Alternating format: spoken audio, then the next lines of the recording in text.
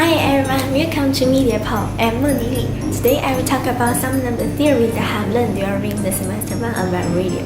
Also, I will critically reflect upon my practice of this video by comparing and contrasting the most successful video and the least successful video.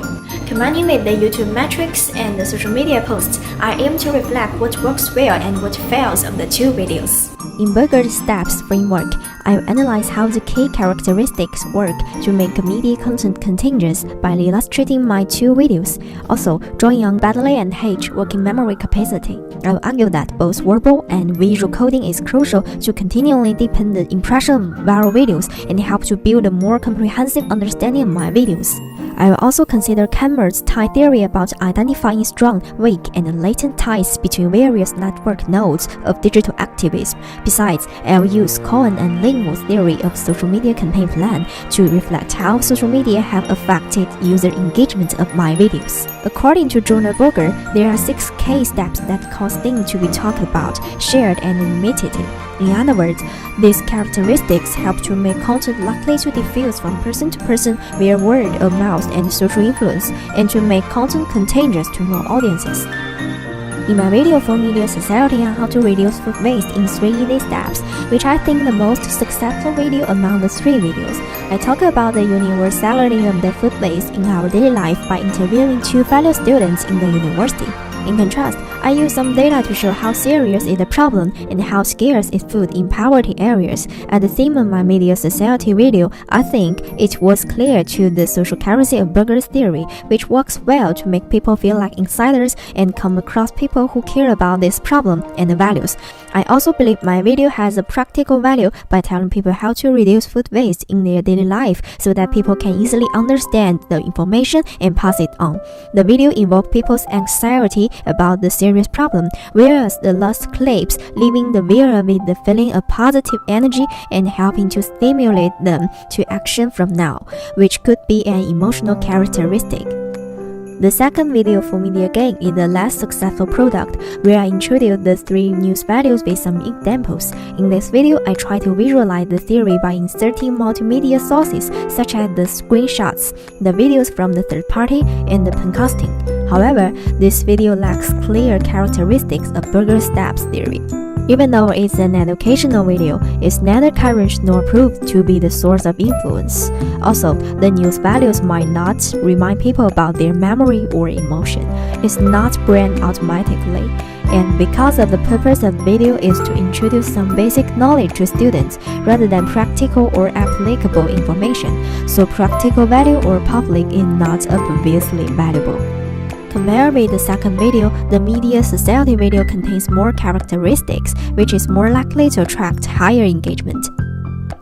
The YouTube metrics has proved this statement. In my first video about Media Society, it got 20 likes, 9 shares, and 9 comments, and has been viewed for 211 times, whereas the second video just has 15 likes, 9 comments, and 3 shares, and is played for 120 times. Even though the second video was published 6 days later than the first video, we could see the difference from the life cycle stage of the 2 videos. The Media Society video has got higher clicks, which is 88 times on the first day, whereas the MediaGate video just got 79 clicks on the first day. It could be said that the clicks data shown in the first day reflects how attractive is the video from the viewer's perspective without any other influencing factor. Thus, the Media Society video seems more popular among audiences than the MediaGate video. Their common feature is that both of them arrived at the peak of their life cycle stage and started to decline to a very low point later because of the lack of continuous advertising on social media. The revival of the MediaGate video appears on the 6th day after it was uploaded because of the second social media campaign for my videos on WeChat. Besides, according to the traffic source on YouTube, other YouTube features and channel pages are the 2 biggest sources of both videos. In other words, most viewers of the 2 videos are my friends or fellow students. However, both 2 sources' watch time is very short. In contrast, people who watched these videos from YouTube search and suggested videos spend the longest time. Thus, it could be said that most viewers are not really interested in the content. They might just click for supporting my assessment, which proved that these two videos have not spread ideas to enough efficient audience yet. Then I will talk about Baddeley and H working memory capacity. Baddeley and H divide the central executive memory as phonological loop, visual spatial sketch parts, and episodic buffer, where they represent audio, visual, and the third storage system. In my Media Geek educational video, I use multiple ways to include all three parts to make the video interesting, such as the vlog-style opening, pictures and videos from the third party, and pencasting. As Guo et al. State that pencasting helps to continuous motion making visual engagement and synthesize disparate chunks into a continuous flow. In my video, I use pencasting to explain the news value theories. It is easier for viewers to focus on the handwriting, which gives them a feeling of the involvement. However, I'm a little bit nervous when I'm looking at the camera, thus my macro expression is monotonous, so is gestures. In contrast, the Media Society video focuses on the digital activist theme, which means the use of digital technologies for social campaign. Because of the broad influence of the online campaign, I chose the topic of food waste. Camus defined this risk as strong ties. In his tie theory, strong ties are seen as being emotional and as leading to more frequent exchanges and interactions.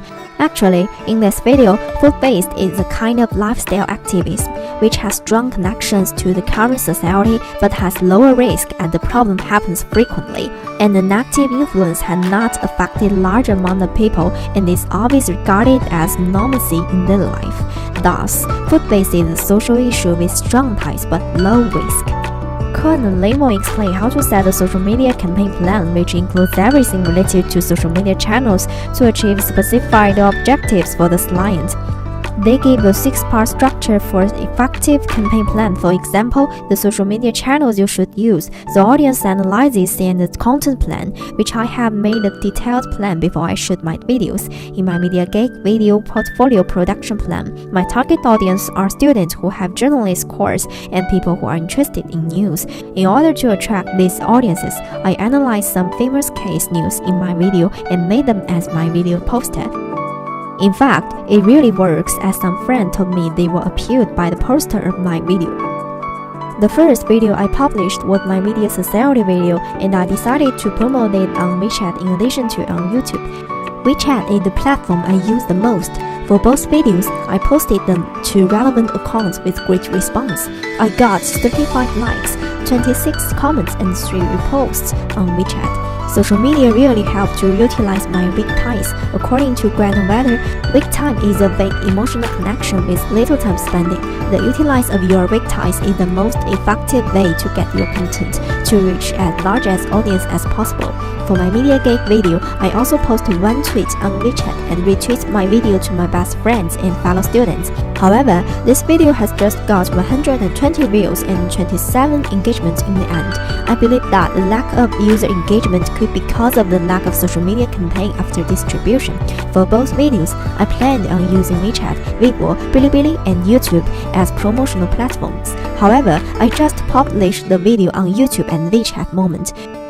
The problem is that I have paid too much attention to the video conception on visual style, the pre-production on storyboarding, the filming, and the editing. However, I ignored the importance of social media campaign during the whole progress. Also, the target audience is limited by the platforms because both users from WeChat are Chinese, so not many foreigners see my posts. In conclusion, even though I haven't obtained my original plans for both videos, I still enjoy trying different kinds of equipment and editing. During this time, I have learned how to use GoPro and pencasting, and I received many suggestive comments that could inspire me for my further videos. I really enjoy watching other videos, which helps to open my mind and encourage me to be more creative in the future. This has been me, Meng Di, from MediaPop. If you like this video, please hit like and do subscribe to our channel. Thanks for watching. Bye!